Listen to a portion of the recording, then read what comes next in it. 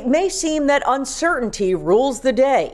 What do you see as being the underlying theme, if there is one, of the economy right now? Let me describe it in one general term: tension. We have tension about high gas prices, tension about inflation. There's a lot of tension going on in the U.S., but that's taken away from the tension that's happening all over the globe. Like mounting tension in Ukraine, the U.S. is supplying arms like the Javelin missile defense systems you see on this transport carrier.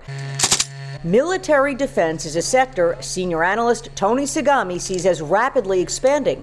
Tony is the editor of Disruptors and Dominators and Weiss Ultimate Portfolio. Both hold stocks leveraged to growing trends. Even before conflict breaks out, the lead up to the conflict is always to stock up on military hardware. I think that's one of the recession-resistant areas, because war doesn't know about recession. War just knows about tension. Raytheon Technologies, headquartered in Massachusetts, is a huge name in aerospace and intelligence services. It jointly makes the Javelins. We are sending them in droves to the Ukraine. Ukraine views these heat-seeking anti-armor systems as critical in their fight against Russian attacks. Ukrainians have even turned them into a symbol of national protection. They're very effective at hitting Russian tanks off in the distance. These are tank killers. As you can see, they're very portable, and with all those armored vehicles, Russian tanks and other incursions into Ukraine, these are the Ukrainians' most effective weapon against Russian advancement. Raytheon is a top holding in the iShares U.S. Aerospace and Defense ETF. Here are its top 10 holdings.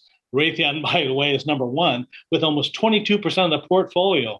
So that tells you how important they consider Raytheon to the defense industry. Lockheed Martin is the second top holding. Lockheed is partnered with Raytheon in hundreds of millions of dollars worth of contracts, and both companies pay nice dividends. The ETF also holds Huntington Ingalls Industries, with their share price in the range of $210. That's the biggest military shipbuilder in the U.S. Tony, you think drones are a significant part of the future? I think the future of aviation warfare is going to be done by drones, not by manned aircrafts. But the real key thing about these military and defense stocks we're talking about, their earnings are going to explode. So no matter what happens to the stock market, I think you have the opportunity to make some real significant gains there. These are drones made by a lesser-known firm called AeroVironment. The U.S. is sending these powerful and precise drones to Ukraine. We just sent them 10, and they asked for another 400. They're nicknamed kamikaze drones or suicide drones. These can go up to hundreds of miles.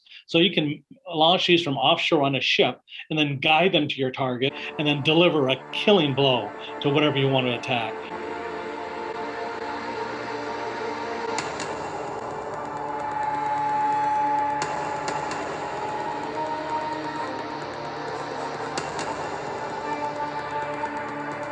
Tony says to also consider China's growing military might. China, we have increasing tension there. The Chinese Navy is expanding their presence in the South China Sea. You know, the U.S. has been the dominant global military power for decades. That's good for the globe. But we are not the dominant military global power anymore. Look at the military personnel. China has more than twice as many military personnel as we do. Look at their combat tanks, twice as many as the U.S. Also look at the naval assets. What do you think the U.S. is going to do? You think they're going to sit back and let China gain maritime supremacy? Not a chance. The only place that the U.S. has a clear superiority is in aircraft. So what you're going to see is more orders, more spending in all kinds of defense areas. And that translates in the revenues and then down to profits. How should investors view these next 5 months, rounding up 2022? We're already down 20%, met the definition of a bear market. And so I think a lot of the pain has already been felt.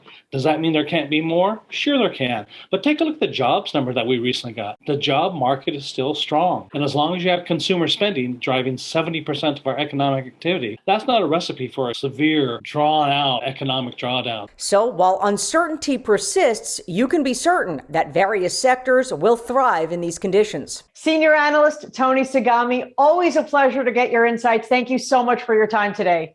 Let's do it again.